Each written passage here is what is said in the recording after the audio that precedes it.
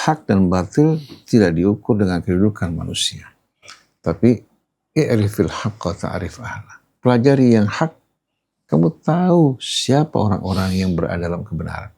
Wa arifil batil, pelajari yang batil. Dengan ini kamu akan bisa melihat, menilai siapa orang yang dalam kebatilan. Ulama itu penting, harus menjadi pelopor. Pelopor di dalam pembela kebenaran. Pelopor di dalam oposisi terhadap kezaliman. Bukan oposisi kepada kelompok atau kepada pemerintah, tapi adalah oposisi terhadap kezaliman, kemungkaran. Nah, di mana saja kemungkaran, baik di pemerintahnya kah, atau pejabatnya kah, atau rakyat kah, ya, atau misalnya konglomerat, ketika ada kezaliman, ya, dia harus menentang hal tersebut. Inna hadhihi ummatukum ummatan wahidatan wa ana rabbukum fa'budun. وَمَا أَرْسَلْنَاكَ إِلَّا رَحْمَةً لِلْعَالَمِينَ.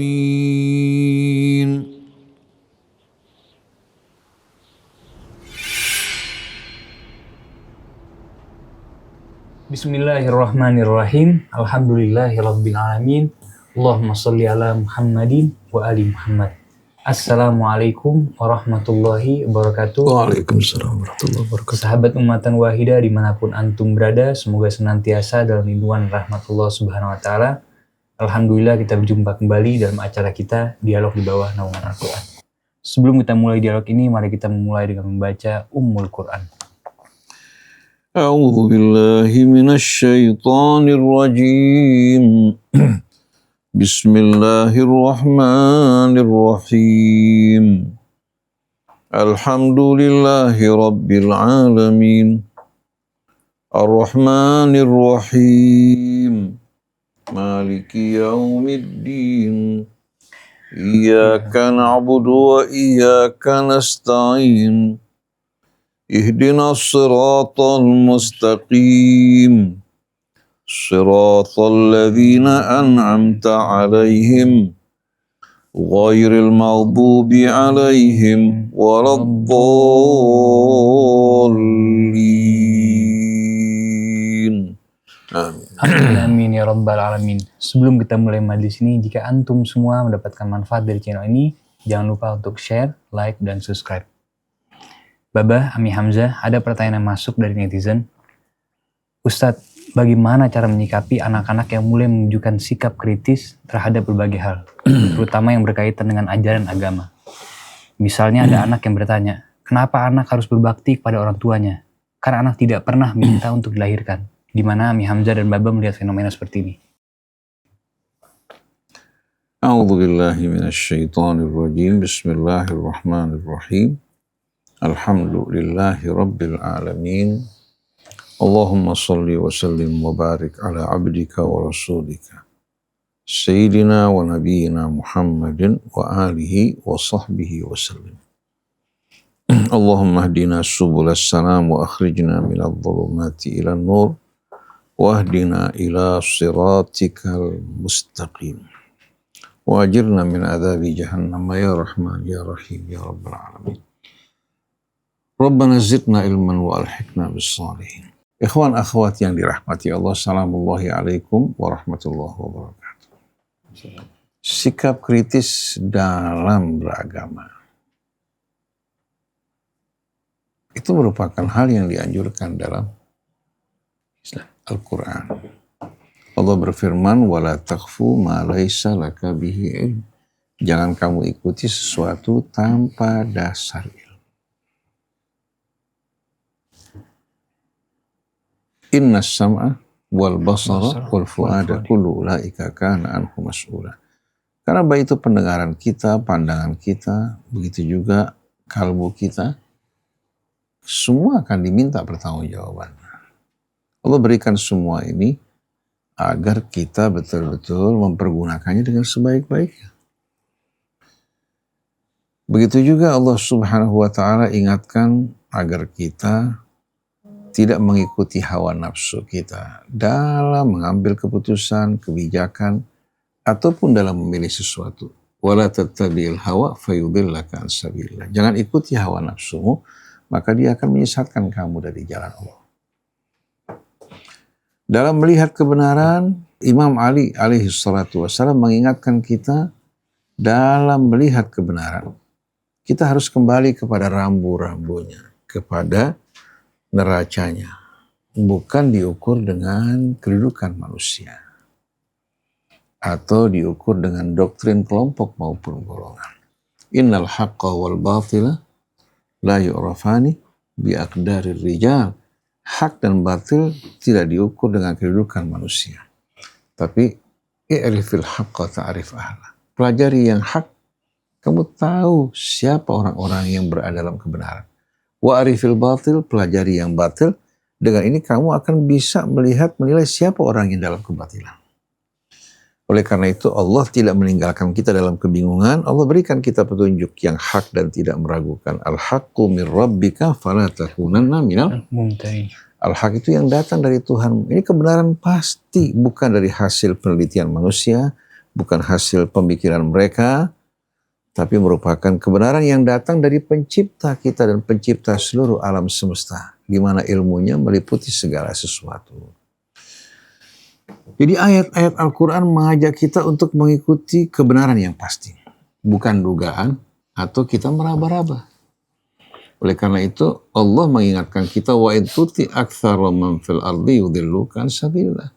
Kalau kamu mengikuti kebanyakan manusia di bumi, mereka akan menyesatkan kamu dari jalan Allah, membuat kamu bingung dan limbung. Mana yang harus kamu pilih?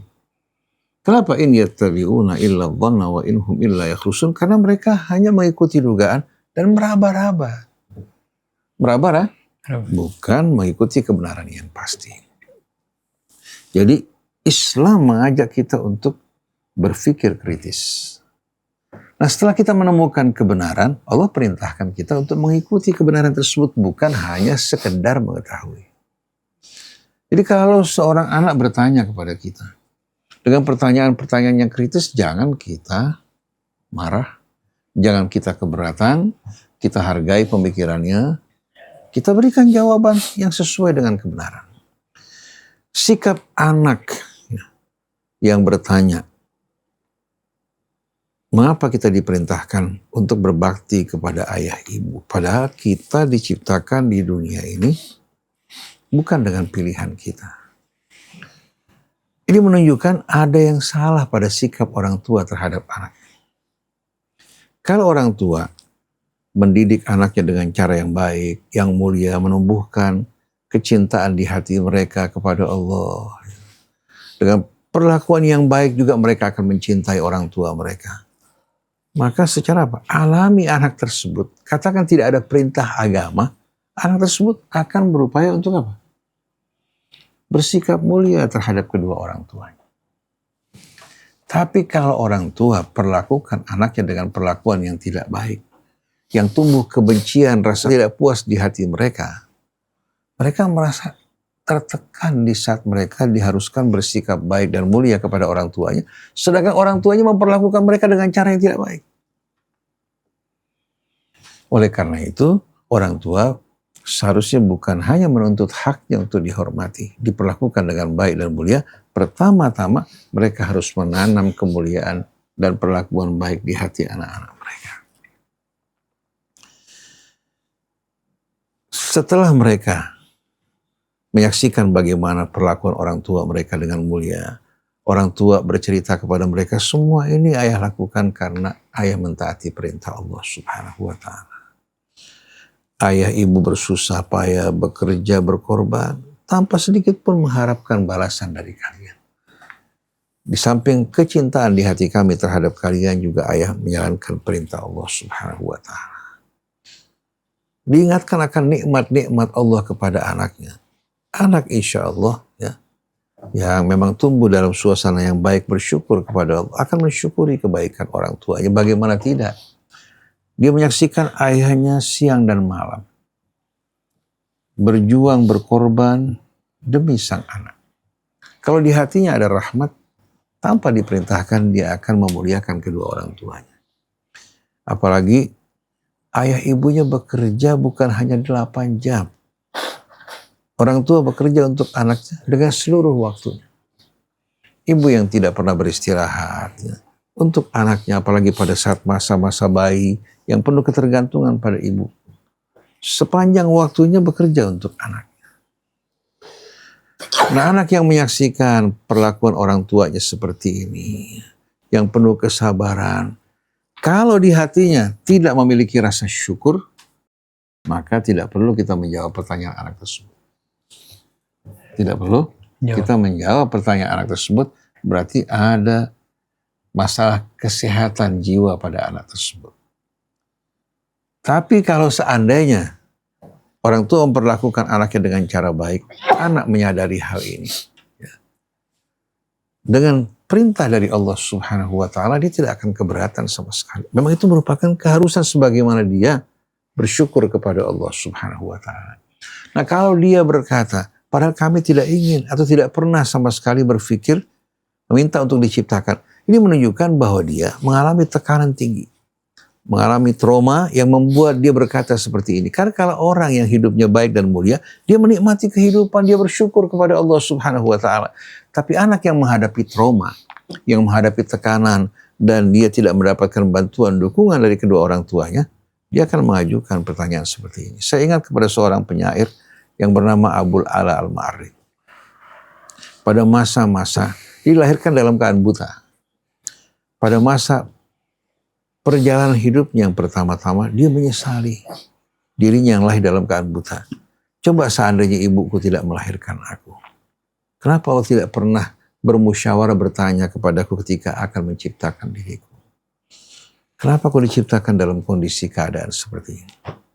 Sampai dia menemukan jalan terang, bahwa dia buta bukan sebagai pertanda kehinaan.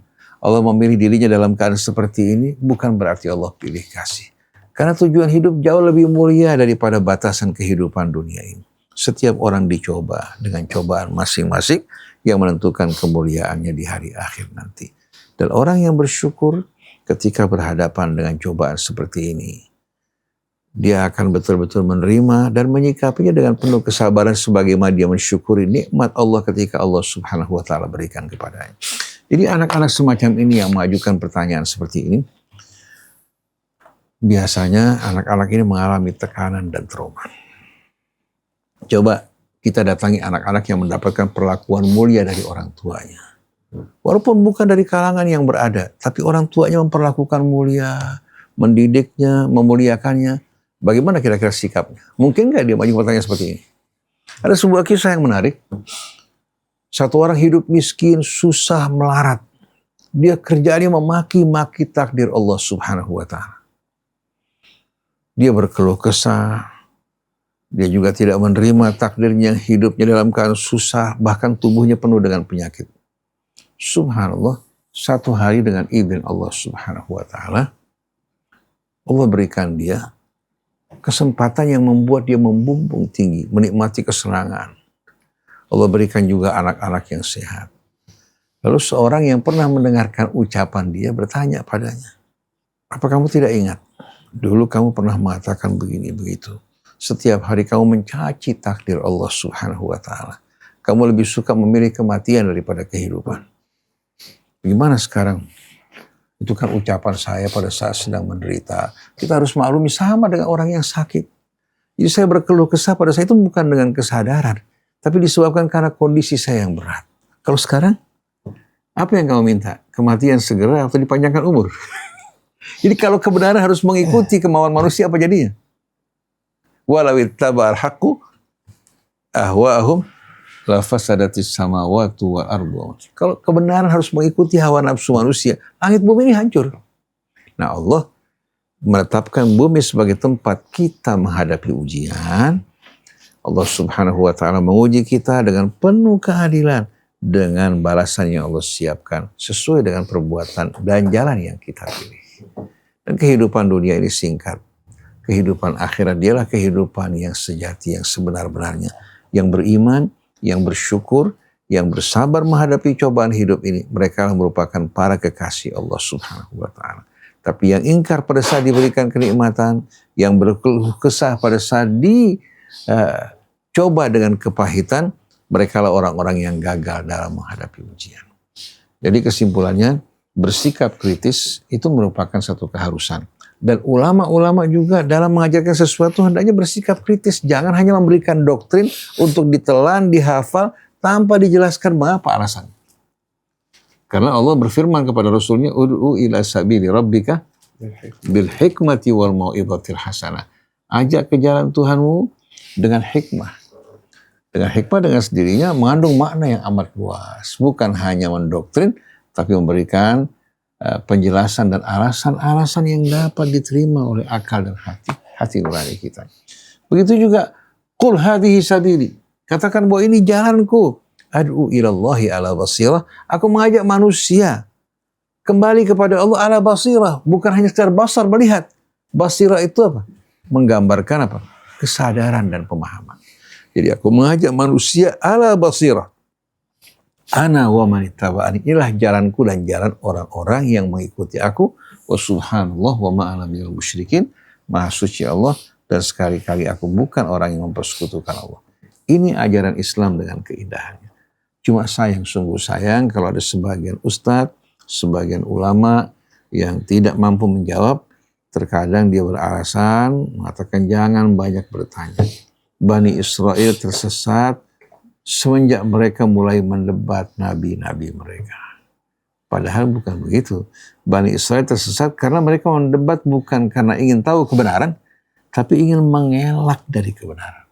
Tapi kalau orang yang bertanya ingin tahu kebenaran, ini yang dihargai oleh Allah. Seperti Ibrahim yang bertanya kepada Allah, minta ditunjukkan bagaimana Allah menghidupkan yang telah mati. Allah jawab dengan jawaban yang membuka mata dan akal fikirannya. Wallahu a'lam.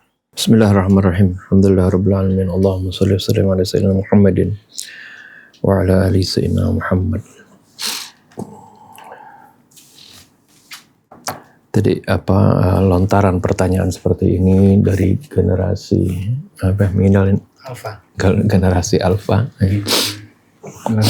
Generasi Alfa sekarang. Generasi Alfa. Ya, ini ya bisa saja muncul seperti itu. Tapi Ustaz Husin juga sudah memaparkan salah satunya adalah faktornya bisa saja anak ini juga hidup tumbuh dalam tekanan misalnya seperti itu. Oleh karena itu penting sekali orang tua mendidik anak-anak mereka itu dengan penuh kasih sayang, mendidik dengan agama, ya, agar supaya mereka tumbuh besar dalam kasih sayang orang tua dan dia akan merasakan betapa besar jasa orang tua kepada mereka. Kenapa harus mereka berbakti ya? Mereka akan merasakan sendiri bagaimana kasih sayang orang tua. Walaupun ya bukan dengan kemewahan, nggak mesti dengan kemewahan. Tapi kalau orang tua walaupun hidup sederhana, tapi dididik anaknya dengan penuh kasih sayang, penuh perhatian, diajarkan kepada mereka nilai-nilai kebaikan seperti itu, maka ini akan tentunya akan tertanam di diri mereka. Allah Subhanahu wa taala menerangkan dalam Al-Qur'an bagaimana menerangkan wajibnya kita berbakti kepada orang tua, bukan hanya diterangkan dalam sisi seperti kewajiban doktrin seperti itu. Seperti dalam surah Al-Isra kan, wa qadha rabbuka alla ta'budu illa iyyahu wa bil walidaini ihsana. Ini artinya ketetapan Allah. Ya, Allah telah mewajibkan sebagaimana kita diwajibkan untuk tidak menyembah kecuali kepada Allah, diwajibkan pula untuk berbuat baik kepada kedua orang tua. Ini kan seolah-olah ini mesti seperti itu. Tapi Allah Subhanahu wa taala yang Maha Bijaksana juga mengingatkan. Kenapa dasarnya seperti itu? Dasarnya adalah bagaimana kita itu harus membalas kebaikan itu dengan kebaikan. Ya. Dan juga Allah paparkan dalam Al-Qur'an, ya, dalam surah Luqman ayat 14 misalnya. Bagaimana dijelaskan oleh Allah, ya, dasar bagaimana kita itu wajib berbakti kepada orang tua. Wasainal insana biwalidayhi hamalathu ummuhu wahnan ala wahnin wa fisaluhu fi amin anishkur li wa liwalidaik. Kami wasiatkan kepada manusia agar supaya berbuat baik kepada kedua orang tuanya. Kemudian diceritakan bagaimana susah payahnya orang tua, ya, terutama ibu di dalam mengandung anaknya. Ya, hamalathu ummuhu wahnan ala wahnin. Dia dikandung oleh ibunya dengan penuh susah payah, dengan penuh keletihan, 9 bulan. Ya, bukan waktu yang singkat seperti itu. Wa fisaluhu fi amain, kemudian disusuin sampai disapi dalam usia 2 tahun. Ya, ini batas maksimalnya. Ini Allah mengingatkan secara singkat bagaimana jasa kedua orang tua. Ya, ini juga ditunjukkan ibunya, karena memang ibunya ini perannya begitu besar. Ya, tapi juga tidak lepas dari peran ayahnya seperti itu. Ya, karena ayahnya yang menopang kehidupan keluarga seperti itu. Oleh karena itu, ketika perintahnya untuk bersyukur, anishkurli wali walidaik. Bersyukurlah kepadaku dan juga kepada kedua orang tuamu. Hal ini menjadi dasar kenapa kita diwajibkan untuk berbakti kepada orang tua. Karena setiap orang juga kan pasti, si anak pun tentunya ketika dia berjasa kepada seorang, ya, minimal dia ingin mendapatkan artinya rasa syukur dari orang tersebut. Tapi yang paling tingginya adalah bagaimana dia mengharapkan balasan dari Allah Subhanahu wa Ta'ala. Anak seperti ini ya, baik sekali kalau diceritakan bagaimana, ya, apakah ada film, sering kan ada kejadian yang nyata bagaimana orang atau seorang anak yang dididik, dibesarkan oleh kedua orang tuanya, kemudian dia, ya, sudah besar malah durhaka kepada orang tuanya seperti itu. Pasti tergugah anak ini. Ya, walaupun sebenarnya si anak ini nanti kalau sudah besar pun dia akan merasakan sendiri bagaimana anaknya itu nanti tidak berbakti kepadanya, bagaimana sakitnya. Tapi kan dia masih kecil. Artinya dia belum punya anak seperti itu. Nah, itu kita bisa ceritakan bagaimana kisah-kisah anak yang durhaka kepada orang tuanya, bagaimana tanggapan anak tersebut.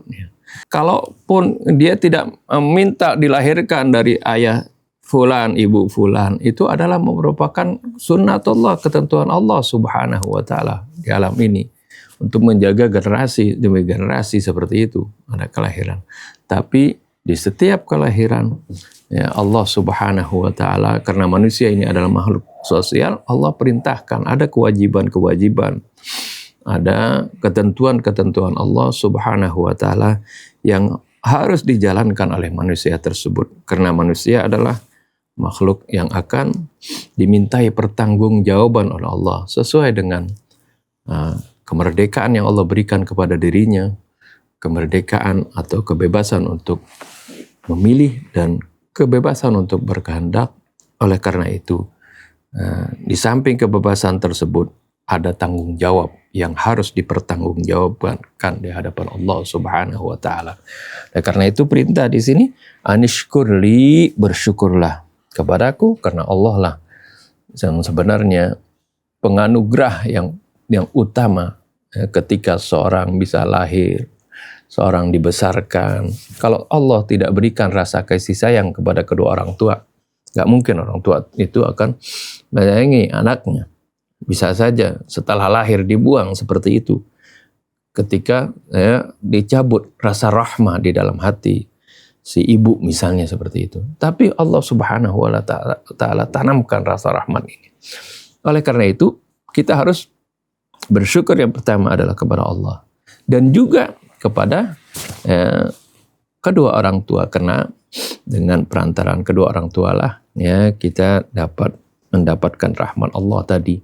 Kita disayang kedua orang tua, diurus, dirawat, dibesarkan, diberikan pendidikan dan seterusnya. Wallahu a'lam. Dan Ami Hamzah belakangan ini ramai diperbincangkan seorang anak dari pasangan artis muslim yang penasaran dengan ritual melukat dalam tradisi Bali.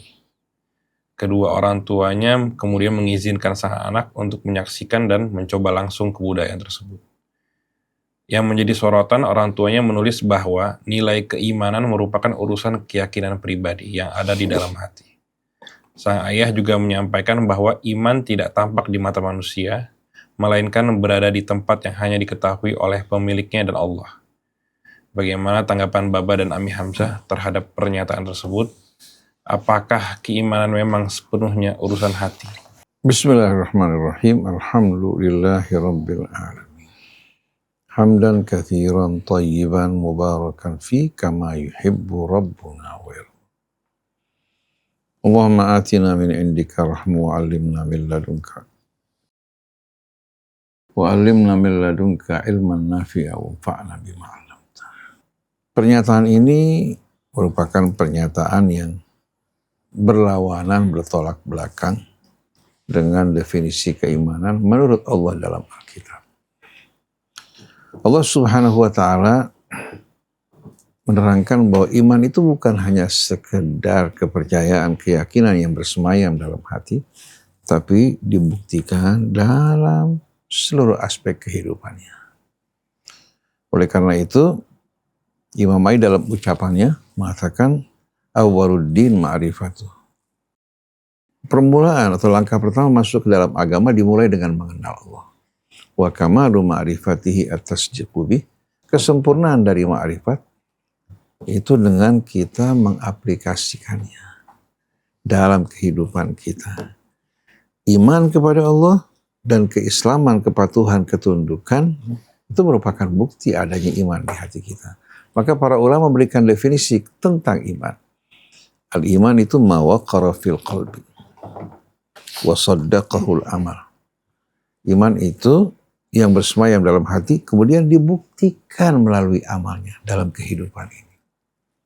Bukan hanya sekedar yang kita ucapkan dengan lisan kita, bukan hanya keyakinan yang bersemayam dalam jiwa kita, tapi di samping kita ucapkan apa yang di hati kita, kita buktikan melalui amal dan perilaku kita. Oleh karena itu Allah berfirman, wa yaquluna amanna billahi wa birrasul wa ata'na. Thumma yatawalla fariqun minhum min ba'di dzalika. Wa ma ulaika bil mu'minin. Mereka berkata bahwa kami beriman dan taat kepada Rasul. Tapi ternyata sewaktu mereka diajak untuk beramal membuktikan iman mereka, mereka langsung berpaling setelah itu. Allah katakan wa ma'ulaika bil mu'minin. Sekali-kali mereka bukan orang yang beriman. Menurut Allah, wa idza du'u ila Allahi wa rasulihi liyahkuma bainahum idza fariqum minhum mu'ridun. Kalau mereka diajak kembali kepada Allah dan Rasulnya agar Allah memberikan keputusan di antara mereka, mereka menolak dan berpaling. Jadi keimanan bukan hanya sebatas ucapan, bukan hanya sebatas keyakinan, tapi dibuktikan melalui perilakunya, melalui sikap dan sepak terjangnya. Dan iman bukan hanya yang ditunjukkan melalui ibadah ritual. Bukan hanya sekedar kita mondar-mandir melakukan ibadah umroh dan haji. Bukan juga melalui cara berpakaian kita. Tapi iman dibuktikan melalui amal soleh dalam kehidupannya. Berpihak pada kebenaran, pada keadilan, kemudian juga membela orang-orang yang teraniaya, bersama-sama menentang perbuatan-perbuatan zalim, bersikap empati terhadap orang-orang yang lemah, ya, mengulurkan tangan dan menganjurkan orang untuk memberikan bantuan kepada mereka yang membutuhkan. Sikap berpihak pada kebenaran, keadilan, dan menjaga amanat merupakan tanda-tanda dan ciri-ciri keimanan. Allah berfirman juga pada awal suratul Anfal, innamal mu'minuna alladzina idza dzukirallahu wajilat qulubuhum. Jadi orang-orang yang beriman, yang sebenar-benarnya kalau disebutkan nama Allah bergetar hati mereka. Samping penuh harap, kerinduan dan juga takut. Kalau mereka diingatkan akan kesalahan mereka, langsung mereka kembali kepada Allah. Wa idza tuliyat alaihim ayatuhu zadatuhum imana. Kalau dibacakan ayat-ayat Allah kepada mereka, keimanan mereka tumbuh berkembang. Wa ala rabbihim yatawakkalun, dan hanya kepada Tuhan mereka bersandar dan berserah diri. Ini merupakan gambaran orang yang beriman. Begitu juga dalam suratul Hujurat, innamal mu'minuna alladzina amanu billahi wa rasulihi tsumma lam yartabu. Orang-orang yang benar-benar beriman itu orang-orang yang beriman kepada Allah dan Rasulnya dan tidak ada keraguan sedikit pun. Wajahadu bi amwalihim wa anfusihim fi sabilillah, dan mereka berjuang dengan harta mereka, dengan jiwa mereka di jalan Allah untuk menegakkan kebenaran, memerangi kezaliman, membela orang-orang yang teraniaya, mengajak kepada yang ma'ruf, mencegah daripada perbuatan yang mungkar, membangun kehidupan keluarganya sesuai dengan tuntunan iman. Itu yang dinamakan iman. Ulaika humus shadiqun, mereka orang-orang yang benar-benar beriman, bukan hanya sekedar mengatakan kami beriman, kemudian mengerjakan katakan ibadah ritual, tapi di saat diajak kembali kepada Allah atau berhadapan dengan kezaliman, bukan dia menentang, malah dia berpihak pada kezaliman, maka sikap ini menunjukkan dia bukan orang yang beriman.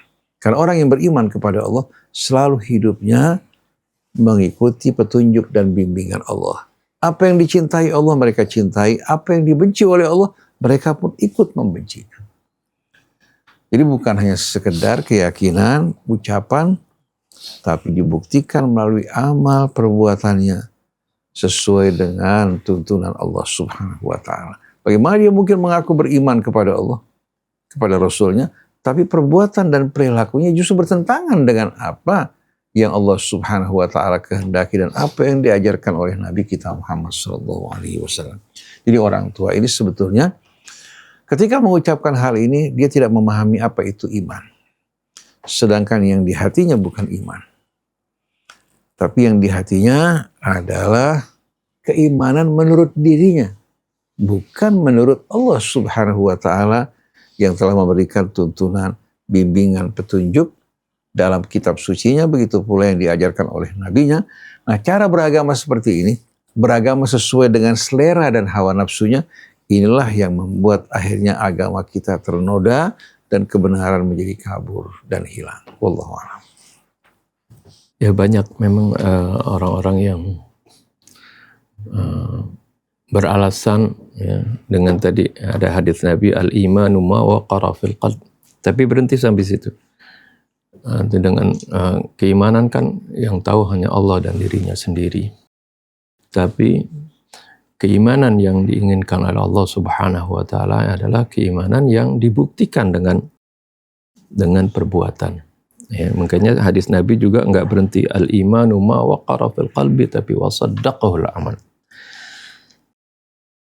Ini juga pernah kan diucapkan oleh para Arab Badui, ya, orang Arab Badui dari pedalaman yang ketika melihat Islam sudah mulai jaya, Islam sudah mulai kuat, Islam tidak lagi kelompok kecil yang ditindas seperti itu, tapi sudah setara dengan kufar Quraisy. Bahkan bukan kufar Quraisy saja, kufar dengan seluruh daerah yang di sekitarnya seperti itu. Ya, ini terbukti ketika terjadi perjanjian Hudaybiyah, sudah setara seperti itu. Nah, pada saat itulah mulai banyak orang berbondong-bondong masuk ke dalam Islam. Mereka datang ya, menyatakan keimanan mereka. Ini yang diterangkan tadi, Ustaz juga sebutkan dalam surah Al-Hujurat. Wa qalatil a'rabu amanna. Orang-orang Arab Badui mengatakan kami telah beriman. Datang menghadap Rasulullah SAW, mau kami telah beriman, mengucapkan syahadat. Lalu apakah diakui keimanannya? Ya mungkin di hati mereka itu sudah menyatakan beriman seperti atau meyakini keimanannya. Tapi Allah katakan, qul lam tu'minu. Katakanlah ya Rasulullah, kalian belum beriman. Walakin qulu aslamna. Akan tetapi katakanlah kami telah Islam. Ya, Karena keimanan tadi kan memang sesuatu tatanan batin. Tapi kalau Islam tatanan zahir, katakanlah kami telah Islam.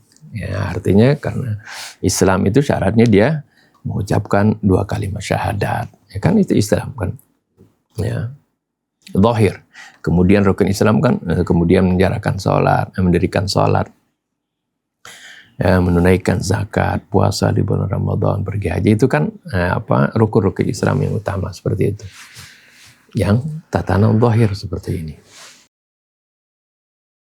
Secara zahirnya, kalau zahir kan bisa kelihatan langsung. Walakin, oleh karena itu Allah katakan, walakin qulu aslamna, katakanlah kami telah Islam, karena mereka sudah mengucapkan 2 kalimat syahadat.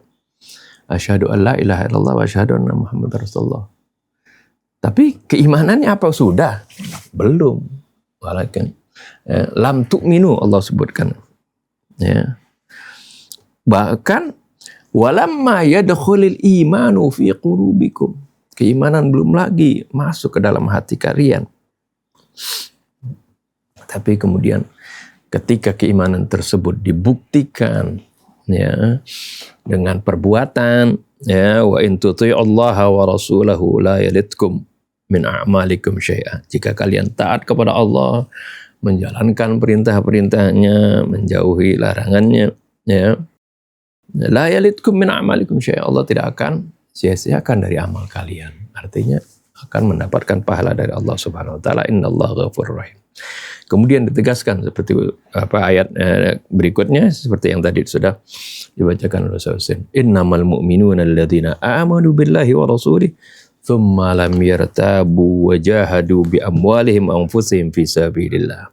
Sungguhnya orang-orang mukmin yang sebenarnya adalah mereka-mereka yang beriman kepada Allah dan Rasul-Nya, kemudian mereka tidak ragu di dalam keimanan tersebut. Ini dibuktikan mereka berjuang di jalan Allah dengan harta dan jiwa mereka. Nah, ini kan sesuai dengan hadis tadi. Jadi iman yang bersemayam di hati dengan tanpa keraguan itu perlu dibuktikan dengan amal, dengan perbuatan. Nah, perbuatannya seperti apa? Perbuatan yang sesuai dengan apa yang Allah tunjukkan. Bukan perbuatannya ya menyimpang dari apa yang Allah tetapkan.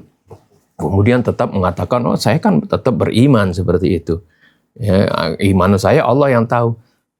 Iya, tapi keimanan itu perlu dibuktikan. Bukan iman diucapkan, yang dibilang mengaku diklaim dia beriman, tapi ya dalam perbuatannya menyimpang. Nah, perbuatan yang menyimpang tersebut ini sebenarnya adalah manifestasi dari apa yang ada di dalam hatinya. Seperti syair yang dikemukakan oleh Hasbis, seorang penyair yang mencintai keluarga Nabi, tentang membahas peristiwa Karbala. Di akhirnya beliau menyebutkan wa kullu ina'in billadzi fihi yamdahu. Setiap wadah akan mengeluarkan apa yang ada di dalam isinya. Ya, kita ceret isinya susu, keluar susu. Isinya teh, kalau kita tuang keluar teh. Isinya kopi, keluar kopi. Kalau isinya racun, kita tuang keluar racun. Apa yang kita lakukan, kita kerjakan itu adalah manifestasi dari apa yang ada di dalam hati kita. Oleh karena itu penting ya, kalau kita benar-benar beriman, kita harus berperilaku, berakhlak disesuaikan dengan ketentuan Allah Subhanahu wa taala, agar supaya keimanan kita ini diakui oleh Allah Subhanahu wa taala. Bukan hanya diakui secara sosial ya, dengan KTP dan sebagainya, tapi diakui langsung oleh Allah Subhanahu wa taala, yaitu dengan perbuatan tadi. Wallahu a'lam. Ami Hamzah, Baba, kenapa sekarang bendera perlawanan terhadap kezaliman justru sering dibawa oleh sosok yang nggak pernah kita bayangin, Bah? Misalkan kayak komika, stand up comedian, influencer, content creator, bahkan mama di TikTok. Sementara peran yang dulu identik dengan ulama, intelektual, aktivis, bahkan DPR sebagai suara penyeimbang terasa semakin mudar. Apakah dalam sejarah Islam atau sejarah umat pernah terjadi fenomena seperti ini, Bah? Dan bagaimana seharusnya kita menyikapinya? Bismillahirrahmanirrahim. Alhamdulillahirabbil alamin. Allahumma shalli ala Muhammadin wa ali. Rabbana zidna ilman wa alhiqna bis salihin. Ikhwan akhwat yang dirahmati Allah. Kalau kita lihat dan mengamati perubahan yang terjadi di Mesir pada masa pemerintahan Husni Mubarak, yang keluar ke jalan, menolak kezaliman, menuntut perlakuan yang baik terhadap kepentingan rakyat, dan hukum berlaku secara adil terhadap semua orang. Bukan berasal dari kalangan ulama-ulama Islam. Ulama-ulama Islam baru bergabung di belakang. Setelah betul-betul kerusuhan sampai pada puncaknya, kondisi keamanan menurun, banyak pada saat itu kita saksikan bahkan polisi, tentara yang melepaskan pakaian mereka. Baru ulama pada saat itu dan aktivis Islam mulai bergabung. Tapi pada permulaannya justru dari berbagai macam lapisan masyarakat bawah hingga mahasiswa, mereka yang turun ke jalan. Sedangkan para ulamanya masih menimbang-nimbang, masih berpikir, masih melihat kira-kira bagaimana, apakah tepat mereka untuk bergabung dengan kalangan mahasiswa, kalangan masyarakat di bawah. Karena terang-terangan banyak kalangan ulama yang tidak merasakan derita rakyat di bawah. Mereka hidup dalam suasana yang nyaman, pengikut-pengikut mereka yang cukup banyak memberikan dukungan kepada mereka. Mereka tidak mengalami kekurangan penderitaan seperti yang dialami oleh rakyat bawah. Oleh karena itu ketika ulama-ulama juga hidup bersama rakyat, bersatu bahu-membahu, dan mereka ikut merasakan juga penderitaan, kesulitan yang dihadapi oleh rakyat, maka mereka akan menjadi pelopor-pelopor di barisan terdepan. Nah, kalau kita menyaksikan geopolitik di tengah-tengah kita pada saat ini, kita perhatikan baik itu anggota DPR-nya, baik itu para ulamanya, kita jumpai kebanyakan dari mereka jauh dari kehidupan masyarakat. Mereka tinggal di Menara Gading. Mereka masih tetap menikmati kenyamanan. Mereka juga masih betul-betul memiliki kecukupan untuk menghidupkan keluarga mereka. Tidak mengalami kesulitan dan kehilangan lapangan pekerjaan dan ketidakadilan seperti yang dialami oleh rakyat di bawah.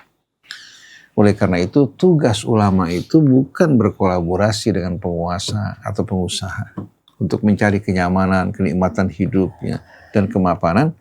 Tapi peran dari ulama itu melanjutkan misi Nabi kita Muhammad SAW untuk menyampaikan pesan-pesan Allah kepada umat manusia. Seluruhnya hamba Allah. Baik itu yang berkuasa di atas, baik itu kalangan-kalangan oligarki maupun rakyat jelata, semua adalah hamba Allah. Nah, ulama di sini menyampaikan pesan-pesan Allah dengan betul-betul adil di tengah-tengah mereka semuanya. Yang zalim diingatkan untuk kembali kepada kebenaran. Sedangkan mereka yang dalam keadaan teraniaya, ulama turun untuk memberikan bantuan dan dukungan kepada mereka, membela hak-hak mereka. Tapi kalau ulama sudah berpihak pada kezaliman, berpihak pada penguasa, berpihak juga kepada mereka-mereka yang berkecukupan, maka mereka yang pertama-tama akan dipanggil oleh Allah di hari kemudian nanti. Karena apa? Karena yang diharapkan untuk memberikan peringatan, yang meluruskan, yang memperbaiki keadaan justru terlibat dalam kerusakan tersebut. Dan mereka akan terkena laknat Allah seperti laknat yang Allah tuangkan pada Bani Israel. Sebagaimana yang Allah ceritakan dalam suratul Maidah, lu'inal ladzina kafaru min bani Israila ala lisani Dawud wa Isa bin Maryam dzalika bima asaw wa kanu ya'tadun. Kanu la yatanahawna an munkarin fa'aluhu la bi'sa ma kanu yaf'alun. Dikutuk, dilaknat orang-orang yang kafir dari Bani Israel melalui lisan Daud dan Isa ibnu Maryam. Mengapa? Karena mereka betul-betul menentang Allah dan melampaui batas. Mereka tidak saling mengingatkan umat manusia dari perbuatan mungkar yang mereka lakukan, betapa buruknya perbuatan-perbuatan yang mereka lakukan. Kita lihat di sini, sebab mereka dilaknat, dikutuk ini karena apa? Karena mereka berdiam di hadapan yang mungkar. Dan Allah juga ceritakan bagaimana di kalangan Bani Israel ketika orang-orang yang soleh memberikan peringatan kepada mereka-mereka yang melanggar larangan Allah, mengayal di hari Sabtu, dan perbuatan mungkar yang bermacam-macam, sebahagian besar orang-orang yang baik dari mereka berkata kepada orang yang rajin memberikan nasihat, ngapain kalian memberikan nasihat? Biarkan saja mereka dibinasakan Allah, yang penting kita tidak ikut bersama mereka. Allah ceritakan dalam suratul A'raf, wa idh qalat ummatun minhum lima ta'idhuna qauman lillahu muhlikuhum aw mu'adzibuhum adzaban syadida. Qalu ma'dziratan ila rabbikum wa la'allahum yattaqun. Ketika satu kelompok dari Bani Israel tak bosan-bosannya memberikan nasihat peringatan terhadap orang-orang yang berbuat kemungkaran, tahu-tahu sekelompok dari mereka mengatakan, kenapa kalian capek-capek memberikan nasihat kepada umat yang akan dibinasakan oleh Allah Subhanahu wa Ta'ala? Dijawab oleh ulama ini atau orang-orang yang tekun memberikan peringatan, qalu ma'dziratan ila rabbikum. Mereka berkata, kami melakukan hal ini agar kami punya hujah, alasan di hadapan Tuhan kami bahwa kami sudah menyampaikan pesan Allah. Dan kami juga berharap mungkin di antara mereka ada yang bertakwa kepada Allah. Falamma nasu ma dzukiru bi, ketika mereka melupakan peringatan yang diberikan peringatan kepada mereka, anjainal ladzina yanhauna anissu, kami hanya menyelamatkan mereka yang setia memberikan peringatan terhadap orang-orang yang berbuat buruk. Kemudian wa akhadnal ladzina zalamu bi adzabin ba'isin bima kanu yafsukun, dan kami hukum orang-orang yang zalim dari mereka disebabkan kefasikan mereka. Siapa orang yang zalim? Dua golongan. Pertama, yang berbuat mungkar. Yang kedua, mereka yang berdiam menyaksikan kemungkaran berlangsung, tidak memberikan peringatan kepada mereka. Dua-duanya dibinasakan oleh Allah. Falamma atau ammanuhu anhu qulna lahum kunu qiradatan khasiin. Begitu mereka congkak, tidak lagi mempedulikan peringatan, kami kutuk mereka, kami jadikan mereka monyet-monyet yang hina. Jadi ulama-ulama perannya bukan berkolaborasi dengan penguasa, dengan pengusaha, mencari kenikmatan hidup dan kenyamanannya, kemudian beralasan bahwa kami melakukan hal ini tujuan kami untuk memberikan nasihat kepada mereka.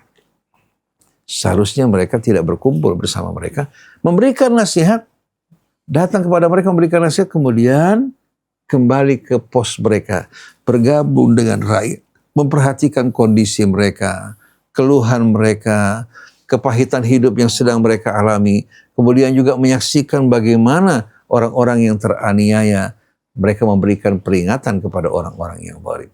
Jadi posisi ulama itu di bawah, bukan di atas. Begitu ulamanya beralih ke atas, maka kebatilan akan mendominasi, kezaliman akan berkuasa, mendapatkan pengesahan dari ulama. Jadi ulama pada saat ini tugasnya mengesahkan, bukan memberikan nasihat dan peringatan. Beda dengan misi Nabi kita Muhammad SAW. Oleh karena itu, setelah terjadi perubahan di Mesir, kemudian Ikhwan Muslimin naik ke atas, Ikhwan Muslimin tidak mendapatkan dukungan penuh dari rakyat.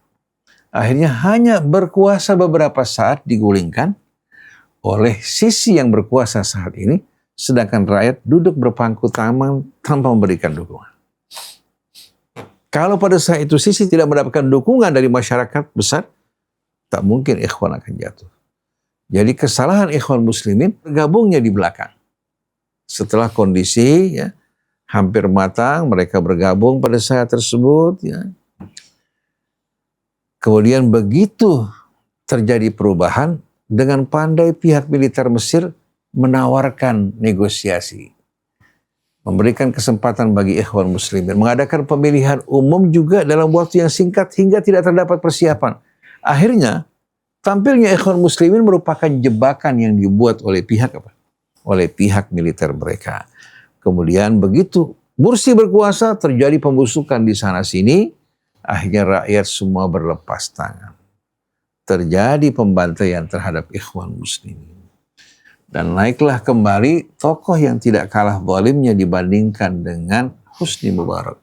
Karena Abdul Fattah As-Sisi ternyata dalam sikap dan arogansinya jauh lebih dahsyat dibandingkan Husni Mubarak. Yang menyedihkan, ternyata kalangan ulama memberikan dukungan kepadanya. Kembali lagi terulang kesalahan-kesalahan di masa lampau. Jadi peran ulama menyampaikan amanat Allah. Kalau yang salah rakyat, dia ingatkan rakyatnya. Kalau yang salah penguasa, dia ingatkan penguasa. Jadi bukan berarti dia berpihak kepada rakyat secara membuta, tapi berpihak pada kebenaran, menyampaikan kebenaran, mengingatkan rakyat untuk bertakwa kepada Allah. Dan perlu diingat, lahirnya pemimpin itu dari rahim rakyat. Bila rakyatnya zalim, yang lahir adalah pemimpin yang zalim. Bila rakyatnya hidup menegakkan kebenaran keadilan, yang akan lahir juga pemimpin yang cinta pada kebenaran dan keadilan. Jadi tugas ulama juga mengingatkan rakyat, beramar ma'ruf di tengah mereka, memerangi kezaliman. Jangan mereka dibawa gembar-gembor meneriakkan orang-orang yang zalim di atas. Begitu mereka naik ke atas menjadi pemimpin, ternyata mereka tidak kalah zalim dibandingkan orang-orang yang telah berkuasa. Wallahu a'lam. Fenomena saat ini ya seperti yang saya katakan tadi, sebenarnya ulama itu penting, harus menjadi pelopor di dalam pembela kebenaran dan pelopor di dalam oposisi dan oposisi terhadap kezaliman, bukan oposisi kepada kelompok, golongan tertentu, tapi atau kepada pemerintah, tapi adalah oposisi terhadap kezaliman, kemungkaran. Nah, di mana saja kemungkaran, baik di pihak pemerintahnya kah, atau pejabatnya kah, atau rakyat kah, ya, atau misalnya konglomerat, ketika ada kezaliman, ya, dia harus menentang hal tersebut. Nah, fenomena sekarang bagaimana kok misalnya ulamanya diam, ini mungkin ya itu tadi banyak dipengaruhi ya oleh macam-macam hal, apakah dipengaruhi oleh harta atau pujukan atau sebagainya seperti itu. Tapi ketahuilah, ketika kebenaran itu muncul, kebenaran nggak mesti ya atau selalu dari ulama tadi. Kadang-kadang kebenaran itu muncul dari siapapun, ya. Karena kebenaran itu sesuai dengan fitrah manusia. Ya, orang misalnya tidak dibekali ilmu, ya, seperti para ulama tadi, ilmu keagamaan, tapi dia memiliki nurani yang bersih, fitrah yang bersih, maka dia akan memperjuangkan kebenaran tersebut, ya, dan menentang kezaliman. Oleh karena itu, bagaimana sekarang terkadang muncul fenomena yang menentang kezaliman, bukan dari ulama, dari misalnya komika atau apa. Ya, ketika itu kebenaran, ya kita harus nyatakan itu kebenaran, kita harus dukung dari siapapun itu. Imam Ali pernah mengatakan, al-haqqu wal batilu la yu'rafani bi'aqdar rijal. Kebenaran dan kebatilan itu tidak dikenal dengan kedudukan seseorang. Tapi Imam Ali katakan, i'rifil haqqa, kenali kebenaran. Ta'arif ahlahu, niscaya kamu akan kenal siapa orang yang mendukung kebenaran tersebut. Wa'arifil batil, dan kenali kebatilan. Ta'arif ahlahu, niscaya kamu kenal siapa yang mereka, orang-orang yang mendukung kebatilan tersebut.